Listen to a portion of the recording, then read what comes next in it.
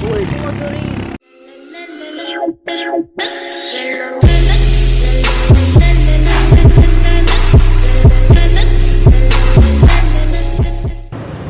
guys, good morning.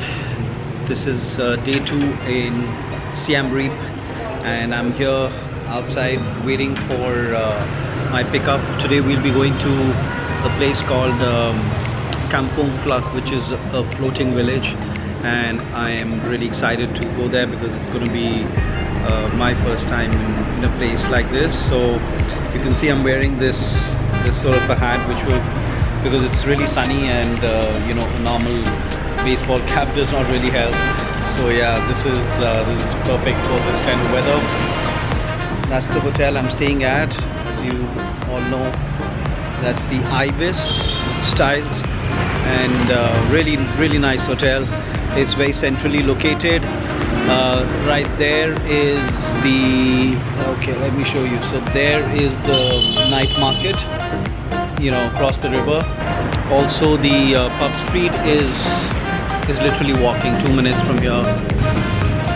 So I like to stay with Accor because I've been a member, and also I can tell you that, you know, if you're loyal to one particular hotel chain, it always helps because they give you, you know, additional perks, additional discounts, and also upgrades and everything. So it always helps, and I usually like to stay with Accor. And this is their property here in Siem Reap, which I chose, the Ibis Styles. I believe they have a few other properties as well, but I felt this was fitting for my, you know, need, and also it's very budget friendly. I'm a lot of noise, so I'm paying around $30 US for a night, which is, I think, quite reasonable. Pickup is here.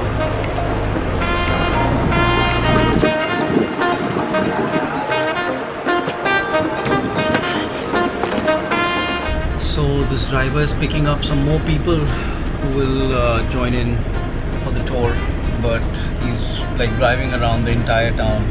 So yeah.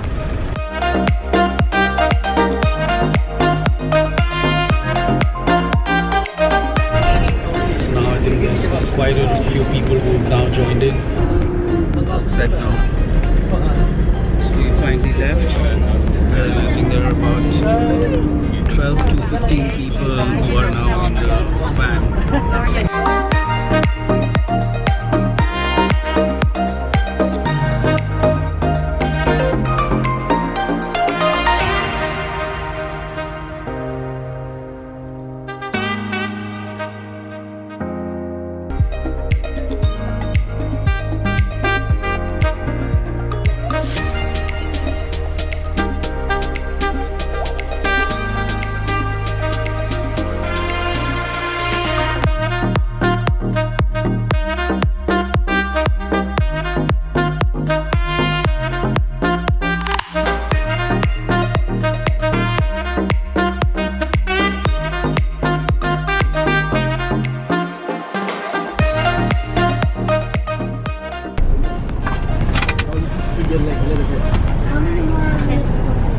Stretch your leg a little bit. Yeah.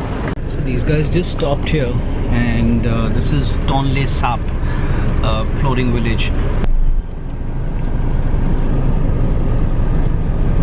So as you can see, there's a lot of you know, construction happening, and there are like barren fields all around. So now where's the next stop? 10 more minutes. Okay, next stop is which one? Checkpoint, and we should better go further all the way down to the village by this van. And to Kampong Phluk? Kampong Phluk. Okay. Alright. So he's a tour guide. What's your name? Cherry. Cherry, yeah, of course. And you were keeping us quite entertained in the car as well. Okay, so now ready to bounce again.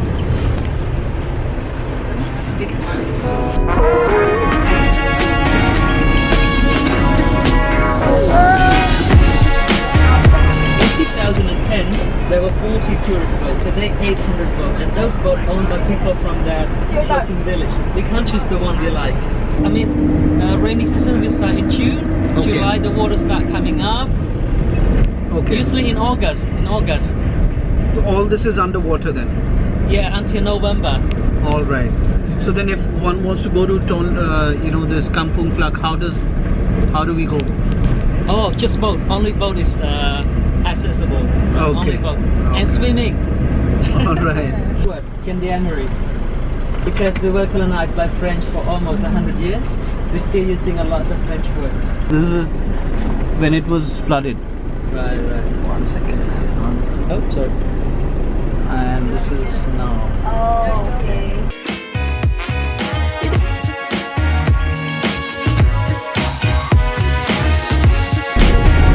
This is a high school. This is a real high school.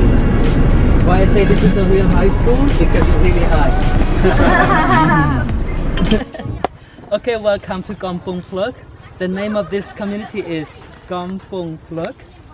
And Kampong should be translated as the boat port, and Phluk is the ivory, the tusk. If I bring you to my village, 1,000 people will come. Do you have any question? One question, only $1. Okay. So tell me, till between what months is this, submerged in water, the village? Depend. Like, Okay. if it rained early, like last year, in the middle of July, it was flooded. It usually flooded about 4 months from August. Actually, July is already flooded, but it's not completely flooded. It normally completely flooded from August until November. Okay. Yeah. And what happens to these trees and everything then? They're all they under... can survive. They can survive under Okay. the water. Oh. This is kind of the flooded forest. It's not really a mangrove, but they can survive only about 4 or 5 months under the water.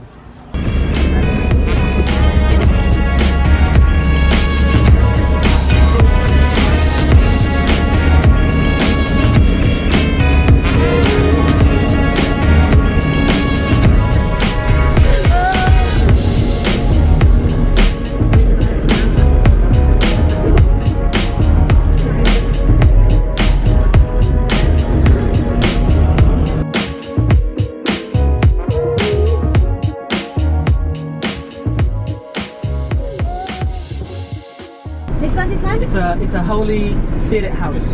They believe there's a living soul living in this house and protecting the villagers from bad evil or bad spirit.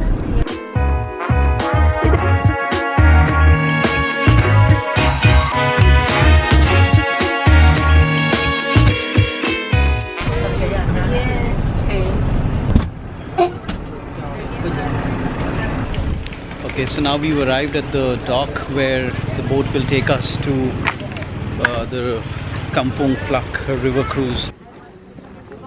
Hello, sir. Hello.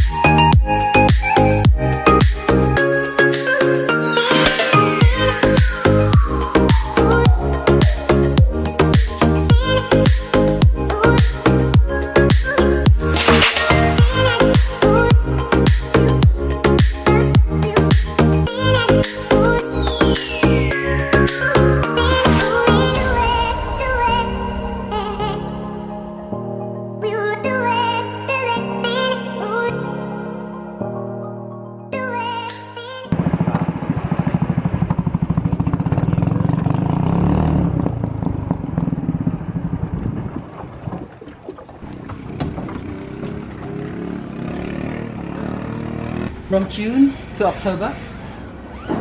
From November to May. So this comes from where you said Himalaya? From Himalaya, Okay. Tibet. Okay. And what does it bring? The water? You said. Mail water from the snow mountain. Okay. And a lot of rainfall from other 5 countries. So in the monsoon season, it flows upstream because of the. Yeah. From Mekong into Tonle Sap Lake. Okay. You got the name of this lake, right? Tonle Tonle Sap. came from the Asian Creek word. It means sea. Sap is fresh. Tonle Sap should be translated as a fresh water sea. And it is known as a great lake. This is the biggest lake in Southeast Asia. The area of this lake in the dry season is only 2,500 square kilometers. In the monsoon times, this lake usually comes at least 5 times bigger. It sometimes go up to 15,000 square kilometers, with it deep up to 10 meters. Those trees, only the top remain. We can drive the boat over the bushes, and we can't use this small boat. We need to use a very big timber boat, otherwise you might be washed away. So Sherry has something interesting to show me, which is the crocodiles out here.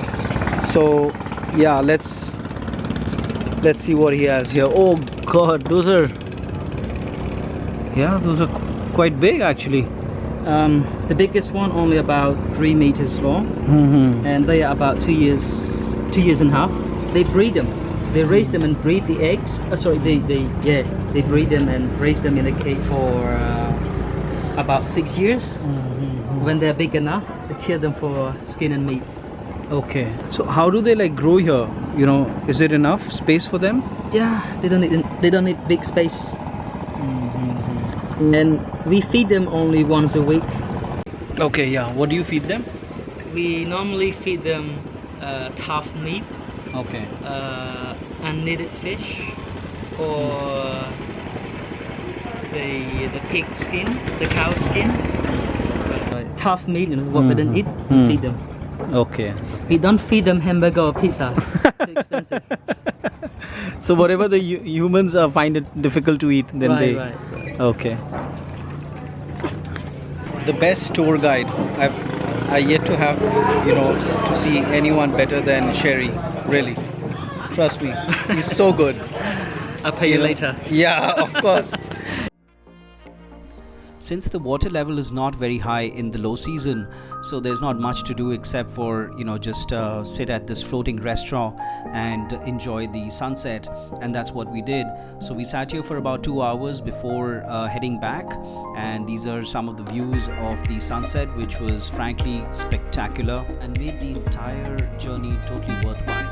So at about 6:30 is when we started heading back. No, it's okay.